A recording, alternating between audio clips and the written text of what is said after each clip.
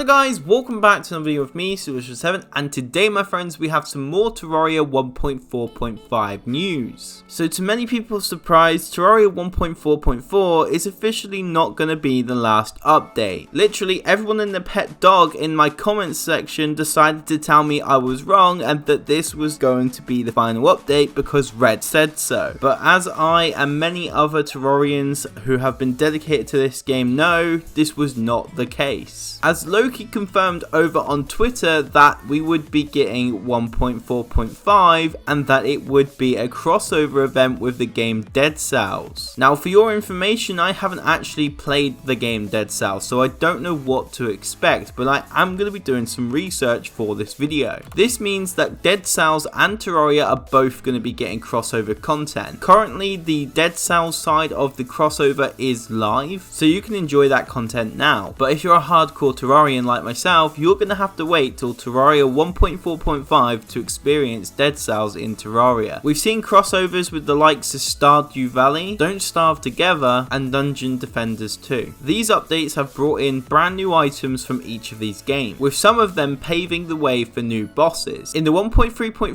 update, we got the Old Ones Army with the crossover between Dungeon Defenders 2. In Terraria 1.4.3, we had the crossover with Don't Starve. This added some unique pets, some new weapons, and also a new boss in the Dicord.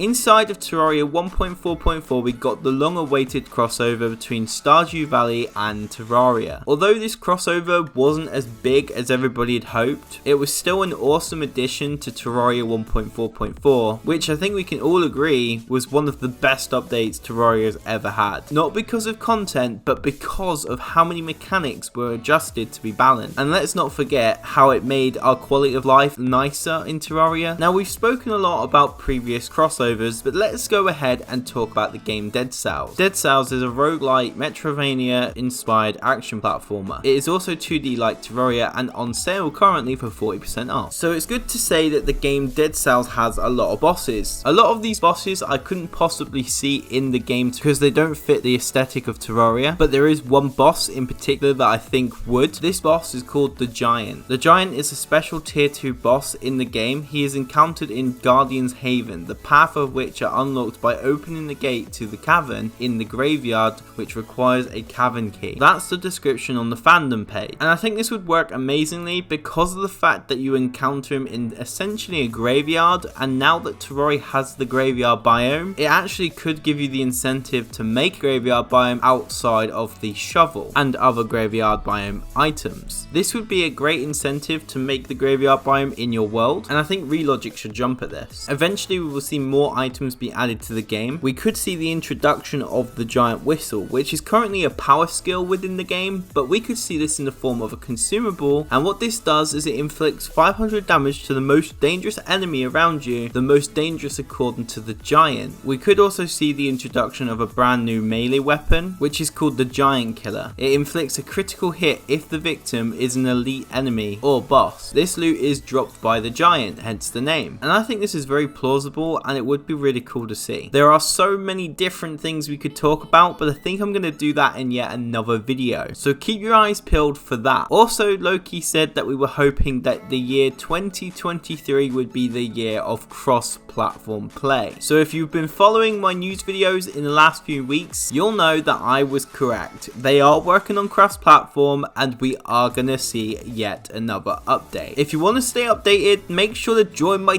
Discord server for all the latest and greatest news coming from the Terraria community as it hits. This video may be a little bit behind with this news by less than 12 hours, but if you join my Discord server, you can get instant updates on anything that Relogic posts. Would you like to stay updated? Go and join my Discord down below. So this video is getting a little bit lengthy, but what I do want to say is that I've read through some comments and I've seen that people are a little bit worried about the update and what it's going to bring, as some players feel as if Terraria's progression after Plantera needs some work. But obviously with Relogic adding more items to the game, people are worried that these are going to be overlooked, because as right now when you get to Plantera, a whole load of different progression just opens up. Instead of there being a route between different bosses, you can pretty much just go straight to the Moonlord. Some players are calling for Lunatic Cultists to be buffed along with of Golem to be buffed, and also to make Duke Fishron or Empress of Light compulsory for the player in order to get better items and actually give them a purpose to fight them. A lot of players want this because at the moment to fight the Empress of Light or Duke Fishron, it's more of a choice than it is something that you have to do. And for some players, once you've reached the end game, there's not a lot of point to fighting Duke Fishron because you can slap him in one hit, or if you take on the Empress of Light with the Zenith, she doesn't really survive that long. The solution wouldn't be to make the Zenith less powerful. The solution would be to buff the boss health on all these bosses and to make it so that you had to fight them and that they gave you gear that would help you with the next boss, basically like the progression that we've got from the mech bosses with the likes of the hallowed armor. I do feel as if the Queen Slime and the Empress of Light could do with a little bit of tweaking, especially in the area of loot and reward. Anyways guys, this video is getting a lot longer than I expected. Loki said over in the forums that this was going to be the last spoiler of 2022, which means that we won't be getting any more brand new spoilers until 2023.